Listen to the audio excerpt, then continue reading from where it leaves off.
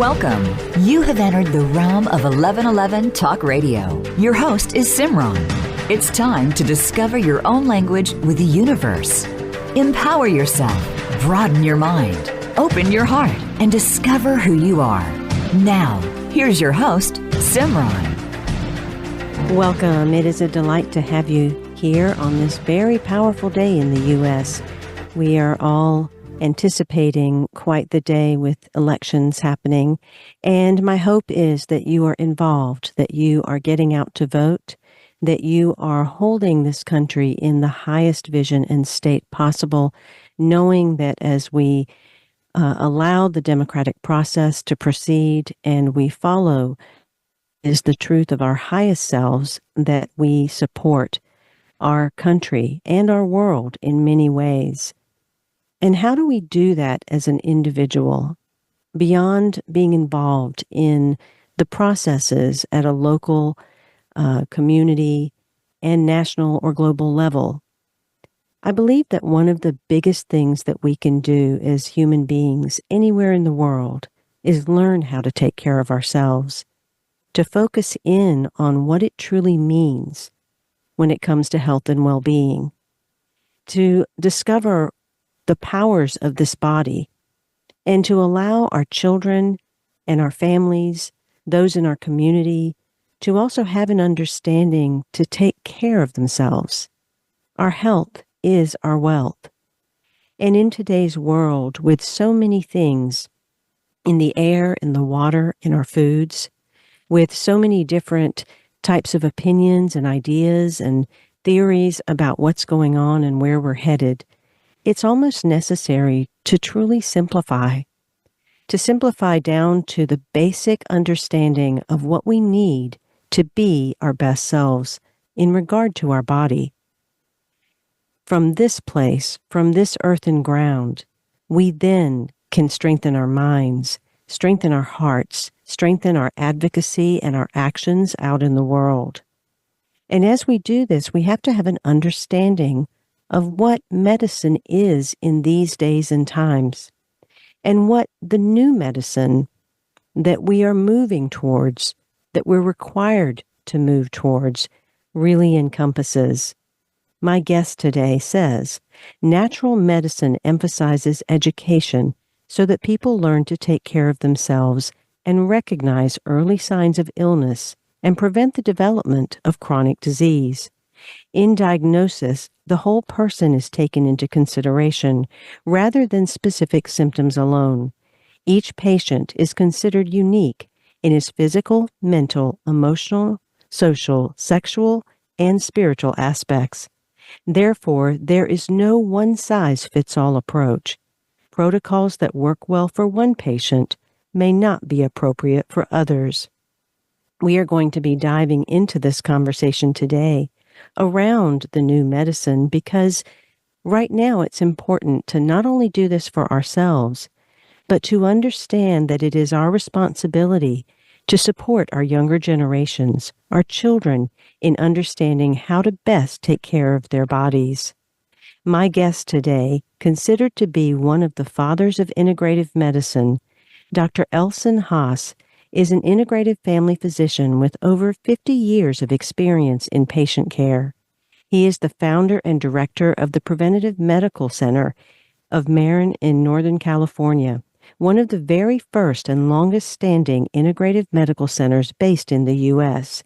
He's the author of 11 books, including the seminal book from 1981, Staying Healthy with the Seasons, which is one of the first books to integrate Eastern healing traditions with modern Western medical practice. His approach is to combine the best of Western and Eastern medicine with nutrition, lifestyle modifications, herbology, and mind-body healing to help people improve their health and prevent chronic illness. Today, we are discussing his book, part of a trilogy, Staying Healthy with New Medicine, Integrating Natural Eastern and Western Approaches for Optimal Health. Welcome, Dr. Haas, to 1111 Talk Radio. It's a pleasure to have you here. Thank you, Simran. Hello, everyone. And let's make this a healthy day, and every day a healthy day. That's a big call in today's times because when it comes to health, it seems like such a huge space to delve into. Most often, when we are sick, the focus becomes on the part that's ailing or injured or what we need to fix. And yet, health, in your view, must have a different focus than perhaps we have in the past. Can you share a little bit more about Well, that? our health is an inside job, basically, how we think and how we, love ourselves or not. I got into, newer medicine, let's say after medical school and internship and out in practice in the, early to mid 70s. And I realized I didn't know anything about health and healing. I had learned a lot about disease. In Western medicine, it's about fixing things, fixing breaks, and also assessing. There's a lot of value. I still am a, Western medicine practitioner, but I incorporate these other aspects into it. And, we would need to really work on, you talked about, reaching children and reaching young people to really learn how to take care of this body. We don't have that training in our culture here, at least in the United States. And, some cultures may a bit more, but living according to nature and, connecting with nature and the season is, kind of where I started. I said, this is important. And so we need to correct, part of being an integrative approach is to look at why did this occur? What's underlying it? What's the causes? And the causes really are in the long-term ways that we live, our lifestyle. So lifestyle medicine is really, to me, at the core of, healing. We live in such a fast-paced world and one that is so distracted that has people really want the quick fix to just get rid of the problem that's at hand in the moment. And then we kind of fall back into patterns and behaviors that continue the very issues that probably started or at least exacerbated the particular ache or pain or dis-ease that we are actually having. Your approach is more of a holistic approach, and what you're guiding people to do is to look at the whole body, not just physical, but energetic, emotional, spiritual, sexual, all of the parts of us that result in what occurs with us from a health standpoint. Right. When you So look at this busyness, this distraction, what is the one key or couple of key points that help bring us to the level of presence and importance of slowing down to really start to look at ourselves in this holistic way? Yeah, thank you. To me, stress and sleep are, probably the most common things I see, and fatigue, which is a result of poor sleep often. Um, to me, it's about love. It's about self-love. And when you start to love yourself, when I did my first juice cleanse back in 1975, I cleared up my allergies. I dropped weight. I felt incredibly different. And I'm only in my mid-20s, And I said, wow, I could feel like this. This is how I want to feel. So what does it mean? I have to start taking care of my body as if it's the one and only body I have. I have to treat it with love. And when I do that, things get better. And I've, been very blessed to have a pretty healthy life and, mostly injury free until recently when I fell down. But, that's a different story. So as we move forward, it's like we have patterns, we have behaviors, and yet we are here to guide younger generations to take and make different choices because bad habits can be learned pretty early and then have these disastrous effects and consequences. As you look at the world right now with the alarming rates of childhood obesity, with early onset diabetes, with the many types of things that are in our air and water and the types of chemicals that kind of are in the plasma field around the earth, you talk about detox. Is that one of the key places to start in terms of starting to evaluate the next steps? In my book, you mentioned Staying Healthy with New Medicine. I have a whole chapter on understanding the causes of disease.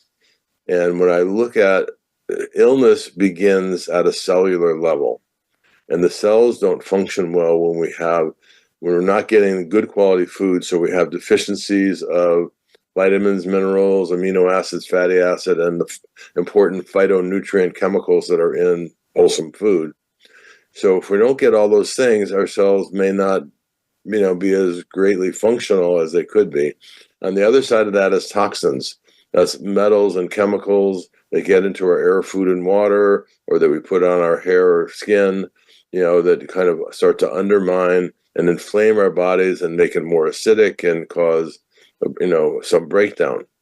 And so if we just do one thing and we start to nourish ourselves with healthy food and to get rid of the toxins, which could be even our habits, and it could be, from soaps and shampoos and everything that we use at home. When we do that one basic step, even though it's many, we start to heal. And so my detox groups, which I do, multiple times a year online now, is, basically gives people a break from the habits they have. And that's often where I begin with people. What are you doing? I have an acronym called SNACC, SNACC. Stands for sugar, nicotine, alcohol, caffeine, and chemicals. And so we start to take a break from those, as well as maybe foods that we overdo, like wheat and dairy and things like that. Our body starts to calm down, inflammation goes down, and so many health issues start to clear up. So if we do that on a national basis and we start to get rid of that deficiency and toxicity syndrome, our body starts to heal. And to me, that's a good place for most everyone to start.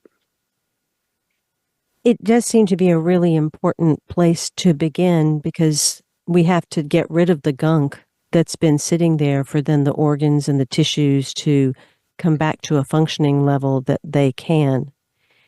When we look at the world and the many different types of things that are constantly bombarding us, how often is that detoxing required then? Well, it's a little different for everybody. I mean, if you tend to go from a little fasting to feasting, like some people do, including myself at times. But typically, once you kind of clean up, like when I did my first cleanse, I realized I had more to do. So every month, every new moon for 3 days, I did a lightening up diet where I just did some fresh juices and, lemonade. I'm a fan of Master Cleanse, which is a spicy lemonade. So I do that. Now I do mostly some detox with my groups that I do. So I do 3 or 4 times a year. We work on kind of lightening up and, getting rid of sugar. I mean, luckily I don't have too many snack habits, but I do tend to love food. So, every person has their own challenge and their own state. Not everybody, needs a detox. Some people are more depleted. They need to be nourished. They need better quality food, good quality oils, good protein.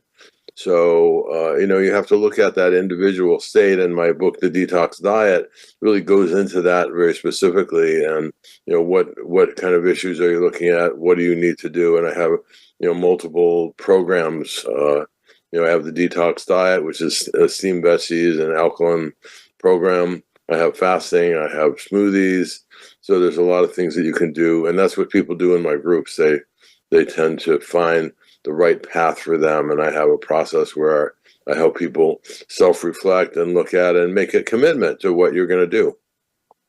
So when we look at medicine and health, it appears that we are looking at two sides of the two scales.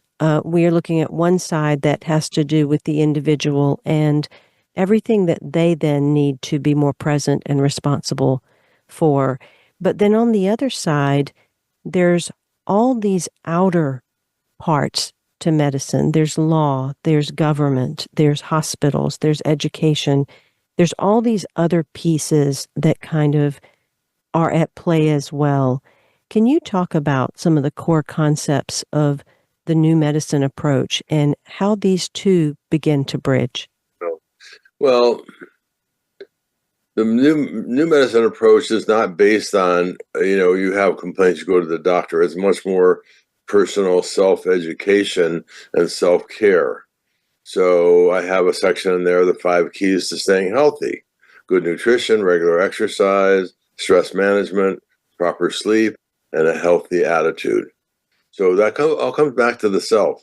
So yes, I mean, we're dealing with a huge industry that pretty much runs the country, between the medical world and the drug companies, and all the vaccines and everything that are, active and available now, and pushed on and advertised to us all.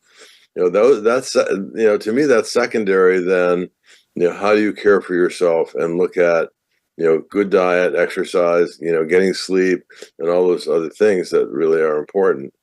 So when you have to, like, I'm being a patient now, and I'm not used to that. I mean, I haven't gone to doctors other than myself, in 50 years. So, now that when I fell and hurt my elbow, I need to probably have my first surgery ever.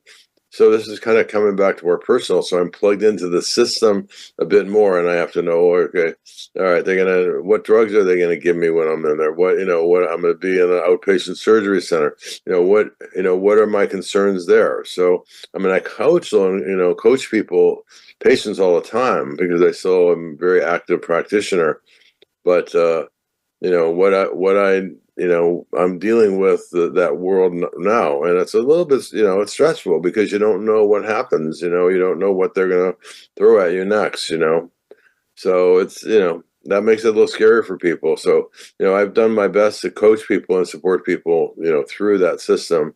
And I use the system. I refer people for X-rays and blood tests. We do a lot of blood testing in my office. We do, various other things. So to me, we work on healing and try and be supportive of people to keep them out. I tell people my goal, is to keep people out of hospitals, out of surgery, out of emergency rooms. So that means you got to take care of yourself if you want to avoid those things. I know for me personally, I use a lot of alternative approaches, and you talk a bit about Eastern medicine within the book, and incorporating many different practices, therapies, and protocols to round out one's own self-care regimen in terms of keeping themselves healthy and well. Is there a balance between that allopathic care and then incorporating some of these more alternative types of methodologies? Good question. The first section of Staying Healthy with New Medicine is looking at natural, Eastern, and Western. And that's the NEW. So obviously, natural medicine is our support system. It's really good at nurturing and supporting the body, keeping the cells happy, keeping the tissues happy. And it has to do with how we live and what we eat and all these things. Eastern medicine is also another way, is a type of natural medicine that helps support your body and keeps it strong. And help balance out imbalances. When you have issues that come up, at 3 a.m, and you have trouble breathing, it's related to lung time in Eastern medicine. When you do acupuncture, it might help balance with pain, or it might help with allergies or things like that. So to me, it's a natural approach. Doing acupuncture and herbs is a natural way to help the body. Western medicine is much more oriented to fix what's broken, assess people. I mean, I've been a practitioner, since the early 70s. Times have changed. We can reach everybody in the world. The type of medicine, the type of testing, the advancement in medicine has been profound, just like the evolution in technology. We have come a long way, and so there's some brilliant things, and there's a lot of issues, like even vaccines have saved so many lives and helped so many different conditions. But as a philosopher physician, my concern is that people are getting dependent on, if I do my vaccines, if I do my shots, then I won't get sick. And it's so much more that you need to come back to yourself and say, if I take care of my body and support my immune system, I won't get sick as easily. So, there's a whole different approach. And I don't like that people aren't getting educated early on and all through their lives that, what's really most important is how you care for your body, your one and only body that you have.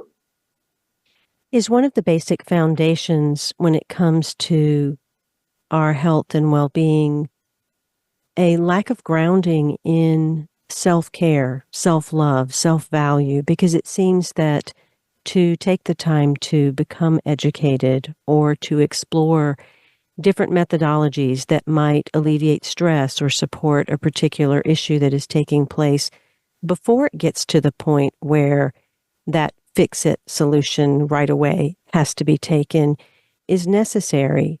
But with people being so busy and a lack of attention to the inside, it seems that self-care and self-value are critical points along the process. And it gets harder, when we're parents or when we have a job and we have other responsibilities, and we have to balance out all those aspects. I mean, our world is so busy. Even myself, taking care of so many patients. There's a shortage of family doctors and primary care doctors all over the country, especially in the San Francisco Bay Area where I am. And so everybody's working harder. And there's definitely a crisis going on in the world. There's not enough old-time doctors who want to get to know patients, take care of them, and support their improved health. Because when you deal with, an integrated medicine approach and a lifestyle medicine approach is the best way to deal with all the early chronic problems that people have: high blood pressure, high cholesterol, pre-diabetes, and early diabetes. And when we start to change our lifestyle and work on our keys to staying healthy, we can prevent and we can reduce those, and we can delay the occurrence of diabetes and things like that. We can really change people's health by looking at our own personal way of living, what we call our lifestyle. In the book, you do talk about the keys to staying healthy. You say there are 5 keys to staying healthy. What's that basic framework?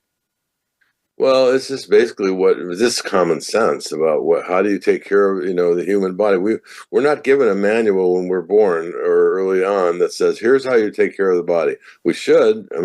So part of my work has been to write things and teach children and go into schools and talk from everything about keeping your teeth healthy to eating well and learning the difference between food and treats. A lot of kids will grow up on 70% treats, and not that much real food. So we have that. But I think to me the key is to educate ourselves and to take care of ourselves, which we'll say in a number of ways today. I know that in Eastern medicine, in the book, you have the chart that breaks down the timing throughout the day that different organs are active and in their process of healing. Sleep plays a really, really important role for that, particularly when it comes to liver, kidneys, digestion, because those are those nighttime organs that require so much support. But with stress and with lack of sleep or with anxiety that fills many people today, if they're not sleeping, how is that impacting the healing of those organs at night? Oh, if you don't sleep well, you plan on not being your healthiest. Your energy is not well. Issues come up for you, and then the deeper question is, why aren't you sleeping well? Are you doing too much stimulants and caffeine or alcohol?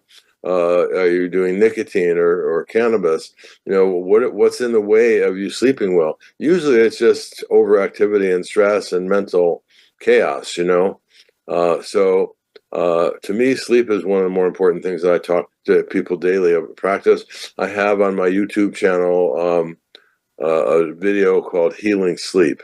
It's about a little over 10 minutes, and it's really nicely reviewing sleep hygiene and natural things for sleep and medicines and everything like that. So sleep is, to me, a crucial thing for all of us to work on. I do that myself. It's a really important aspect of my well-being is to get decent sleep. Dr. Haas suggests starting with the 2-week guided detox for physical rebalancing. Regular or seasonal detoxing brings you deeper into yourself as you experience emotional and mental reactions to change habits. taking a break from stimulants such as sugar, caffeine, alcohol, and other mood elevators affects profound changes in all areas of our lives when we make a commitment to stopping use, even if just for a few weeks. Dr. Haas explains the keys and health benefits of doing an annual New Year review, helping you define what you want to carry into the new year and to set intentions. After the upcoming parties and festivities and overindulging during the holiday season, Dr. Haas can share how you can create greater health and vitality in the coming months by creating a solid foundation to help you reconnect with yourself, which allows you to bring in new elements into your life and let go of and reduce habits that you know are not serving you any longer. Within the book, he introduces 5 keys to staying healthy: nutrition, exercise, stress, sleep, and attitude, as a way to review all facets of your current lifestyle and assess where you want to make health-promoting changes on all levels of your being. I want to invite you to find out more about all of Dr. Haas's work, as well as his many books, by going to his website, elsonhaasmd.com. That's ELSONHAASMD.com. That link is also in the bio description on the show page. I want to mention that he currently has an autumn detox group taking place and another one starting in January if you'd like to start a new lifestyle program for yourself. He also provides whole self detox programs and programs that help you regain your natural energy or heal your relationship with food. You can work on weight loss, or you can work on simply getting healthier for yourself, your family, and your children. Start with yourself and then model that and incorporate it into the lifestyle of your family. Again, he's the author of 11 books, and today we are discussing staying healthy with new medicine, integrating natural, Eastern, and Western approaches for optimal health. ElsonHaasMD.com. We'll be right back after these messages.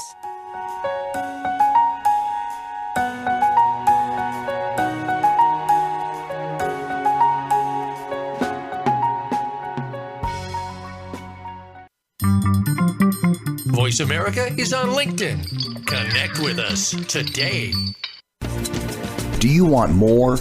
More joy, more abundance, more power and presence? How would it feel to have more loving relationships, more empowered community, greater fulfillment, and life purpose? The 1111 Mastermind community inspires, empowers, guides, and supports transformation. Shift your mind, expand your heart, deepen insights, let go and chart a new course, dream a new dream. The 1111 Mastermind community is an online portal for personal transformation and soulful expansion. Go to courses.1111mag.com. That's courses.1111mag.com. Change begins with you. Let it be simple, convenient, and transformative. The time is now. Step through the 1111 gateway. Courses.1111mag.com. Have you seen 1111?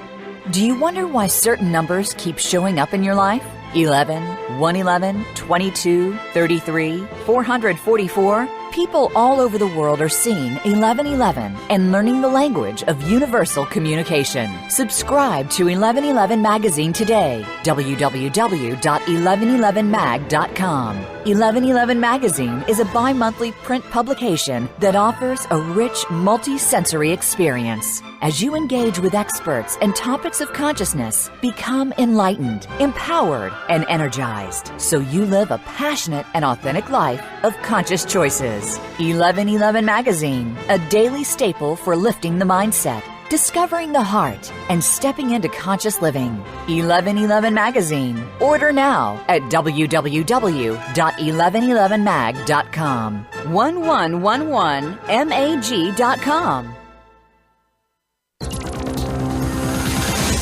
It's your world. Motivate, change, succeed. VoiceAmericaEmpowerment.com.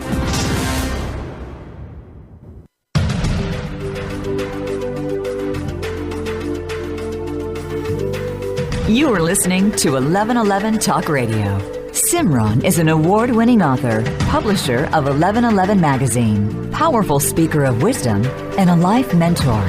Find out more at IamSimran.com. Now, back to 1111 Talk Radio. Before I get back to Dr. Haas and this discussion on the new medicine, I want to mention that Your Journey to Enlightenment, 12 Guiding Principles of Love, Courage, and Commitment, one of my earlier books, has just released on Audible. And as I read this book, I was amazed at how much information it held in regard to amping up your energy, vibration, and frequency to open your eyes to possibility and have a union and communion with yourself that brings you back to the divine child state of wonder. If you've forgotten how to play, if you are looking for a way to upgrade your vibration and allow yourself to leap into a greater level of dimensionality, then I invite you to download that, to go sample it, and to partake in all of the invocations and the forms of play that I share within that book. Again, it is Your Journey to Enlightenment. And for those of you that are interested in really deep diving into your multidimensional self, my Sacred Oracle trilogy of Living, Being, and Knowing create the perfect steps for you to really dive into both your identity and your shadow self, along with expanding your humanity so that you can upgrade your light body and open the doorway to divinity. That's living the 7 blessings of human experience, being the 7 illusions that derail personal power, purpose, and peace, and knowing the 7 human expressions of grace. These are not ordinary books that you'll read from cover to cover. Simply open each one each day, and you will take a small passage, 3 or 4 lines, or one of the bolded sections, and allow that to be guidance to marinate on for that day. You will be amazed at the powerful insights that you get when you do that. One final mention is a new online course that I have released, which has everything to do with bringing you to greater presence. It is called The Bridge. And if you are someone that is too busy and too distracted, The Bridge will help you become more present. It'll help you learn to breathe. It will connect you to your emotions, and it will allow you a retreat experience at any moment in any time that you need one. It's time to make retreats a lifestyle experience. My guest today is Dr. Elson Haas, and he has written a book called The New Medicine. He says natural medicine practitioners view the body as a whole organism, not merely a collection of organs and tissues. They also acknowledge that environmental factors, such as chemical exposures and electromagnetic stress, can have a negative impact on healthy body function. Everything is connected, the body with the earth and environment, and natural medicine seeks to maintain that optimal balance and connection. Find out more about all of the work that Dr. Haas does at elsonhaasmd.com, and you can find out about his autumn detox groups, another one starting in January, his whole self detox, along with other programs that support you in raising your natural energy or healing your relationship with food. You can also get his trilogy that covers not only the new medicine, but also in regard to the seasons and his detox diet book. So check out all of the things that he is doing. Dr. Haas, when we look at, just based on the passage that I just read from your book, I am currently recording an audiobook for a publisher, and it has everything to do with transhumanism and how we are inadvertently being sprayed with all kinds of things these days without even knowing, and that it's even altering our DNA, our cell structure, that it's altering our ability to even absorb food. So when you're talking about eating healthier and doing all of these things, how do we combat that and the body's changing because of these chemical things in the air and chemtrails and all of these types of things? How do we combat that so that the body truly can be supported if it's changing? I mean, obviously, you start with limiting as much as possible those toxins in the air, food, and water. You get buying organic food, growing your own food, drinking good water, and keeping your body, keep everything moving. I mean, traditional Chinese medicine, it's all about movement, about energy movement, and when you do that, you keep, your life is good. Your flexibility is important. Your breathing is important. Focusing on breathing in and out through your nose is a way that may help you with your health and vitality. I've even had a bunch of patients tell me they're taping their mouth. They tape their mouth when they go to sleep at night, so they're getting more connected to their breathing and their nasal breathing. So there's a whole evolution happening with the potential for proper breathing to help rebalance the body as well. Something as simple as that. But really, it has to do with avoidance and making better choices. We choose every day. So there's a good day to say your dollar is your vote. So you pay for the things that you believe in and you want to support, and that means good food and organic food and good farmers and all that. And that also speaks to the relationship between ourselves and our body, between ourselves and our mind, between ourselves and our breath. We have to establish that very intimate relationship as a very important place to begin this health and wellness journey. But then there's also another relationship that's equally important, and it's the doctor-patient relationship. Can you speak a little more to that, especially in regard to utilizing the allopathic doctor-patient connection as well as our alternative ones? Because oftentimes in many systems, the left hand's not talking to the right. Even your inner doctor, yes. Well, it's interesting. When I was a med student back in Ann Arbor, Michigan, and I saw how people were treated, and they were treated as diagnoses and bodies. And, I was also kind of a rebel doctor, and I said, this is a very patriarchal system. We have mostly men taking care of people and, not really caring for them. The nurses were doing a lot of the care. And I said, it's not giving people power to embrace their own health and their own, and support themselves. And so over the time, I've kind of watched that and saw how doctors, some of the biggest complaints I get from patients coming to see me is that the other doctors didn't listen. They talked down to them. They poo-pooed them when they said, "Oh, I'm taking vitamins," or all that. So they just, they undermine it. And then they have attitudes about if you're not doing what they think you should do, then they're going to, either be punitive or mean or something like that. So people feel, disempowered when they go to a lot of doctors. So, I thought about that. So what are the qualities that are really good? I practice, and my whole staff is oriented to, we practice with kindness and respect. So we honor and acknowledge people for who they are and what they believe in. It doesn't mean I would agree with them totally, but, at least I would acknowledge that that's their choice. So there's a self-respect component. There's running on time, which, I pride myself on. I see a lot of patients in a day, but usually take longer than the average doctor visit, of course. And I do my best to run on time. So that acknowledges and honors people.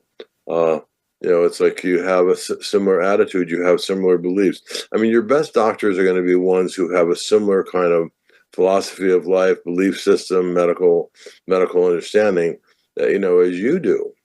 And so that's really key. So there's a whole chapter in, there's like 10 points in, the key, the ideal doctor-patient relationship.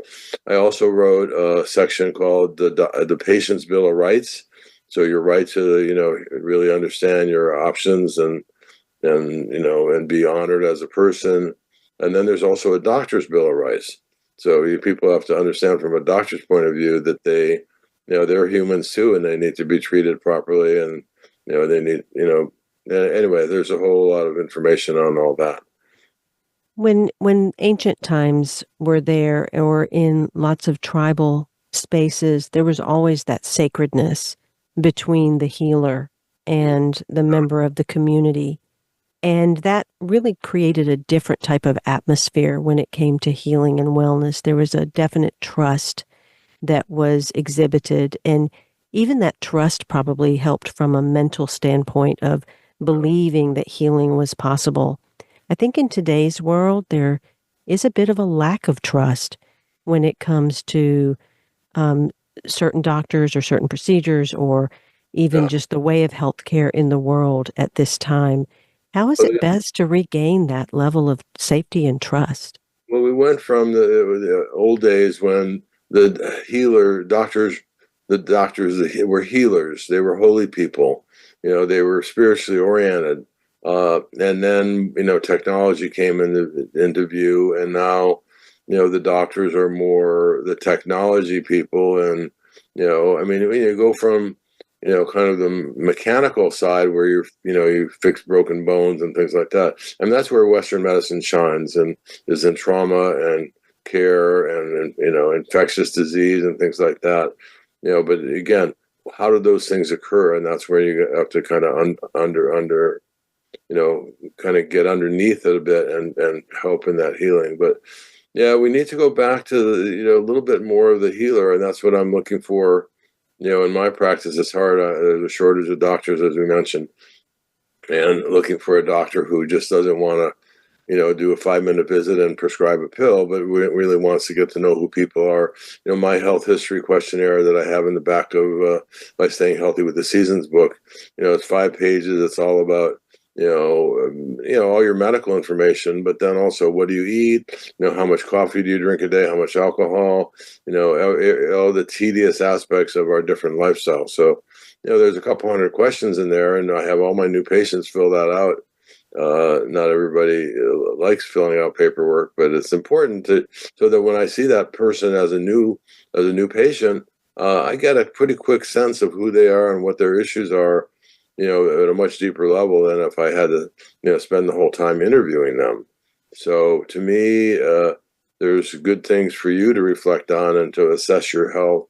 And that's what the 5 keys to staying healthy are in the New Medicine book is, look at that. Look at all the different healthy aspects to nutrition or exercise and all that. And are you doing that? So there's a questionnaire and interview yourself about how you're doing those 5 keys and handling your stress and sleep and, how do you build your attitude? One of the biggest issues that I work with in my detox groups, and especially the whole self detox that I'll do again in the spring, is what's going on in between your ears. What's your mind say? How do you talk? What's your self-talk?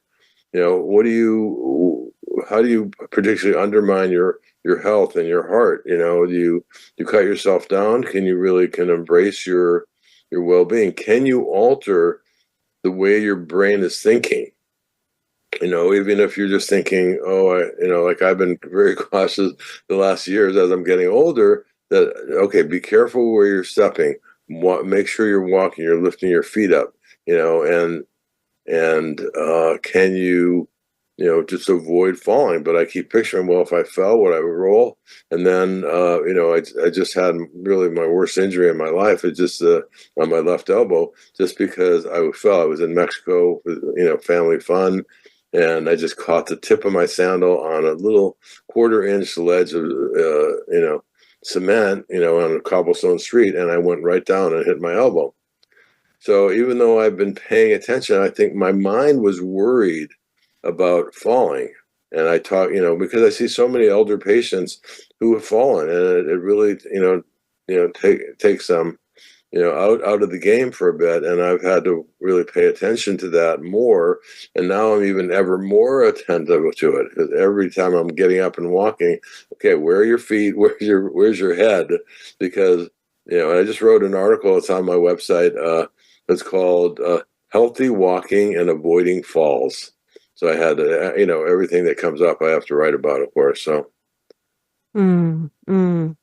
It is true. We have to keep in mind, our presence, our understanding of where our body is. I'm always saying to my son, be present to your body, because he tends to hit himself in different places, banging on, the corner of this or stubbing his toe here. And it's like, are you present and aware of your own body, your own space, the space you hold in the world? Because if you're not, then you're not in your body. You're not even there. You're floating somewhere else outside of your body. And it's so important for us to be in our bodies. Yes, yeah. I even in the discussion in New Medicine on the cause of disease, I run accidents. I said, rarely are accidents really ever accidents. Like when I fell, I've already kind of acknowledged this was like it was an otherworldly experience, because it was just happened so quickly, and I was just down on the cement, and but things are. There's a purpose. I mean, not that we should take responsibility for everything, but we should take responsibility for everything, and really kind of acknowledge, why do things occur? What's the message here? To me, when I first started studying about healing, it was a lot of mind, body, energy, and in my New Medicine book, I have finding your path. I have working with your dreams to get to the understanding of why certain illnesses are there, or why certain things happened. So I knew at 77, which I just turned, I had some, I had to look at things and probably have some changes coming. And this is all part of it. Sometimes we hurt ourselves just to kind of move us in the right direction. And that's so much of what's in my first book of the trilogy, The 7 Blessings of Human Experience. Because I do believe these alternative blessings are key in our soul path in terms of bringing forth the wisdom that we need to hear. I would like to go into 2 points in regard to doctors. And the first one is, with doctors seeing so many people, doctors, nurses, healthcare workers, they're so overworked. They're taking care of and inundated with so many people and conditions all the time, that I would imagine it becomes easy to numb or become apathetic or disconnected from what's really happening. And you alluded to people see the diagnosis or the number rather than actually the human person that is in front of them. Can you talk a little bit more about that side of medicine? And do doctors do something to not get to that state of apathy or disconnection where their own presence of heart is not there? It's challenging because, you see, 10 or 15 people in a day or a little more even, some of them have some really hard stories. Some of them are relatively easy. Luckily, I have a good combination in my practice of people who want to be health evaluated and do some lab tests and do, explore the things, get examined.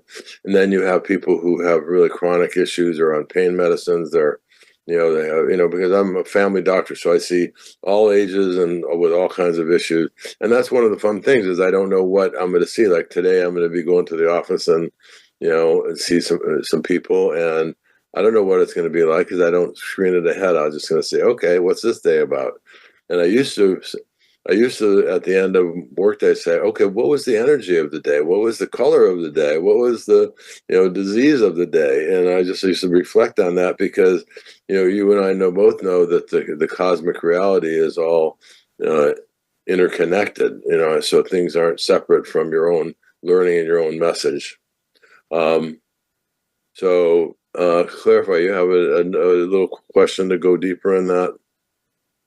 Well, I wanted to also say, how do we bring greater spirituality or more spirituality back into the doctor's office for both the doctor or healthcare worker as well as the patient that is there?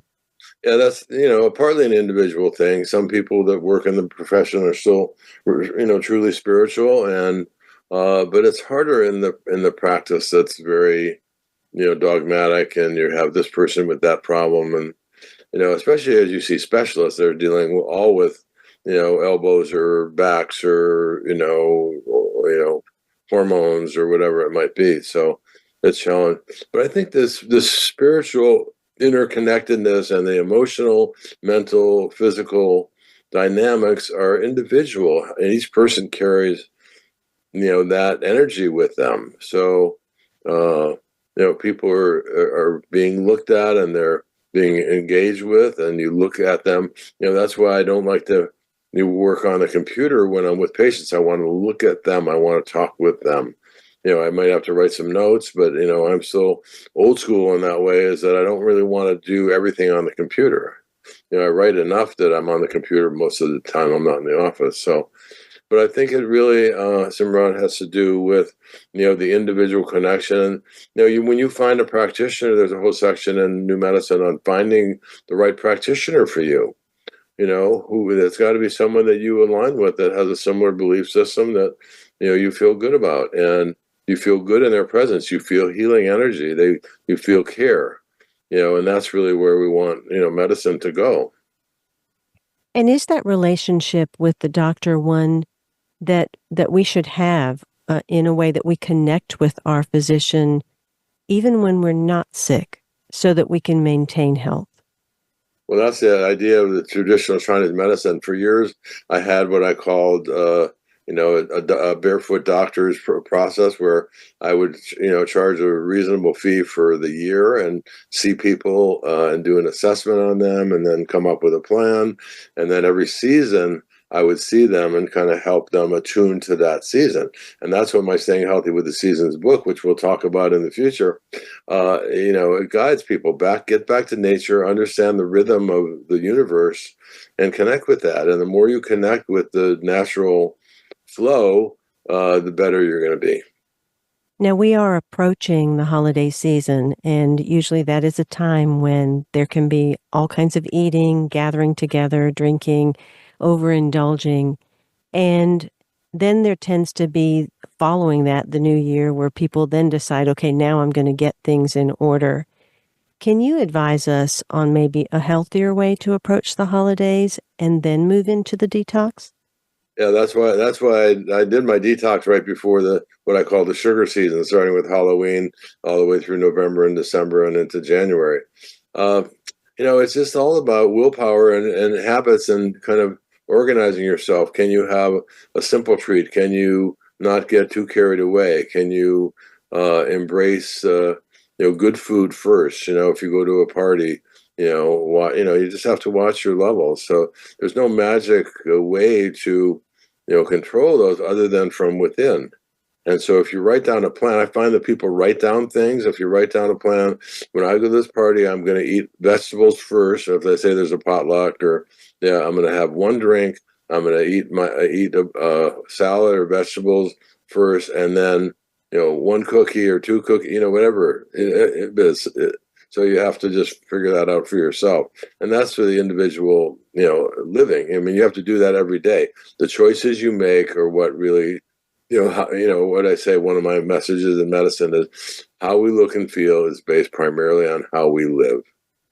So this is a time where we can challenge us. And the weather is colder here. And then you also have all those things to embrace. So, but you're, just give yourself, kudos for, showing up and being yourself, and, and taking good care of yourself. By educating our youth, and by parents and teachers having good health information, we can begin to transform our culture from a fix-me orientation to one based upon self-empowerment and responsibility. This is the true foundation for reforming our own health and our healthcare system. This will also benefit the health of our environment and the entire planet. This is from Dr. Elson Haas's book, Staying Healthy with New Medicine, Integrating Natural, Eastern, and Western Approaches for Optimal Health. I invite you to explore more about his autumn detox groups and his next one in January, along with his programs on natural energy, weight loss, and healing your relationship with food. You can go to elsonhaasmd.com.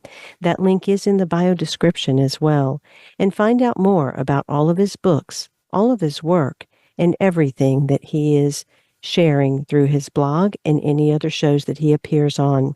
Also, if you are a physician, contact Dr. Haas. He is looking for a couple of them that really want to be present to the patients that they are with in a holistic, health-oriented wellness way. Thank you so much, Dr. Haas, for being on 1111 Talk Radio. Until next week, I am Simran. In love, of love, with love, and as love. Be well.